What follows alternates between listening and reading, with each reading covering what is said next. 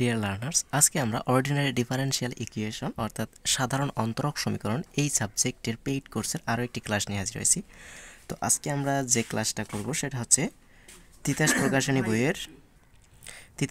বইয়ের চ্যাপ্টার 1-এর একটা ম্যাথ নিয়ে আমরা হাজির হয়েছি। তো প্রশ্নটা হচ্ছে এরকম যে দেখাও যে সমকেন্দ্রিক যে বৃত্তগোত্রের কেন্দ্র মূল বিন্দুতে তাদের অন্তরক সমীকরণ x dx plus y dy equals to 0। এবার প্রশ্নটা দিয়ে রাখতে পারে যে দেখাও যে সমকেন্দ্রিক যে বৃত্তগোত্রের কেন্দ্র মূল বিন্দুতে, বৃত্তগোত্রের কেন্দ্রটা হচ্ছে কি মূল বিন্দুতে, তাদের অন্তরক সমীকরণ হচ্ছে x dx plus y d y. অথবা প্রশ্নটা আমাদের এরভাবে থাকতে পারে যে x square plus y square equals to a square বৃত্তসমূহের অন্তরক সমীকরণ নির্ণয় করো। অর্থাৎ এটা একটা বৃত্ত দিয়ে রাখছে, এই বৃত্তের অন্তরক সমীকরণ নির্ণয় করতে বলতে পারে। এইভাবে প্রশ্নটা আসছিল বিএসসি পাস করছে 8 সালে, আর এইভাবে আমাদের দিয়ে রাখছিল বিএসসি পাস করছে 2013 সালে। তো আমরা জানি যে বৃত্তক্ষেত্রের কেন্দ্র মূল বিন্দুতে হলে, অর্থাৎ যে বৃত্তের কেন্দ্র মূল বিন্দুতে থাকে তার সমীকরণ হচ্ছে x square plus y square equals to a square. A বলতে হচ্ছে এখানকার আমাদের বৃত্তের ব্যাসার্ধ। তো আমরা এই ওপরের প্রশ্নটাকে আমরা ভার করে আমরা কিন্তু কাজটা করব। তাহলে আমরা কি করব, ধরি সমকেন্দ্রিক যে বৃত্তগোত্রের কেন্দ্র মূল বিন্দুতে তাদের একটির সমীকরণ হচ্ছে আমাদের কি x square plus y square equals to a square. আচ্ছা, কীভাবে বুঝতে পারলাম যে এটা মূল বিন্দুতে আছে? দেখেন, আমাদের আলফা বিটা বিন্দুগামী আলফা বিটা কেন্দ্রগামী যদি আমরা বৃত্তের কথা বলে থাকি তাহলে হবে আমাদের এরকম যে x minus alpha x square plus y minus beta whole square equals to a square. অর্থাৎ আলফা বিটা বিন্দু কেন্দ্রগামী বৃত্তের ব্যাসার্ধ হচ্ছে আমাদের x minus alpha square plus y minus beta whole square equals to a square. এটা হচ্ছে আমাদের বৃত্তের ব্যাসার্ধ। তো এখানে দেখেন এক্স মাইনাস 0 আমরা দিতে পারি, এক্স মাইনাস 0 তার উপর হোল স্কোয়ার, ওয়াই মাইনাস 0 তার উপর হোল স্কোয়ার। তার মানে অবভিয়াসলি এটা কি মূল বিন্দুতে আছে। আশা করি বুঝতে পারছেন।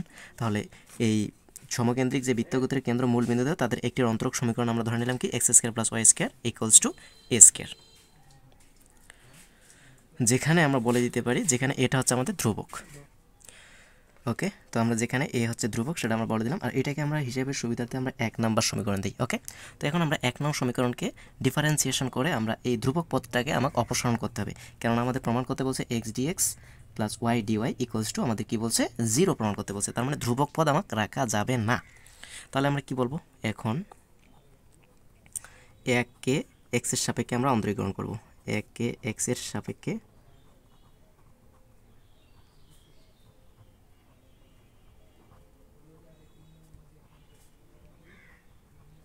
এক্সের সাপেক্ষে আমরা অন্তরীকরণ করে পাই।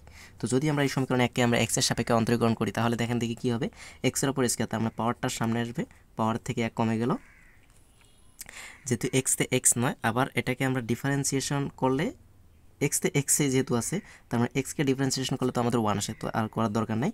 এইখানে আমরা আসি ওয়াই স্কোয়ার, তো ওয়াই স্কোয়ারকে ডিফারেন্সিয়েশন করলে পাওয়ারটার সামনে আসবে, পাওয়ার থেকে 1 কমে গেল, যেহেতু এক্সতে এক্স নয় ওয়াই আছে, তার মানে ওয়াইকে ডিফারেন্সিয়েশন করলে হবে dy by dx equals to আমাদের এ স্কোয়ার আছে, এ স্কোয়ারটা আছে আমাদের ধ্রুবককে অন্তরীকরণ হবে 0।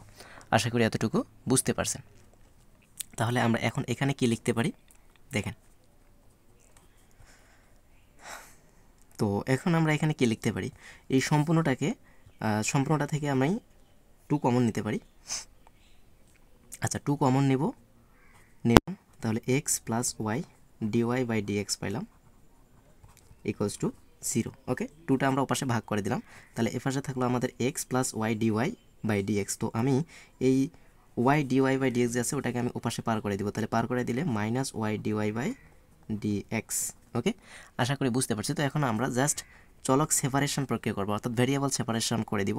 অর্থাৎ এই যে এক্স আছে, এই এক্সের ওখানে আমরা আড়াআড়ি গুণ করে ডিএক্সকে নিয়ে যাব, তাহলে এক্স ডিএক্স ইকুয়ালস টু এখানে তাহলে থাকলো মাইনাস ওয়াই ডিওয়াই। ওকে, আশা করি বুঝতে পারছেন। তাহলে এখান থেকে আমরা বলতে পারি ইমপ্লাইজ দ্যাট এক্স ডিএক্স এই মানটা আমরা যদি পাশে নিয়ে আসি তাহলে প্লাস, ডান পক্ষ থেকে বাম পক্ষে নিয়ে আসলে প্লাস হয়ে যাবে ওয়াই ডিওয়াই ইকুয়ালস টু কি 0।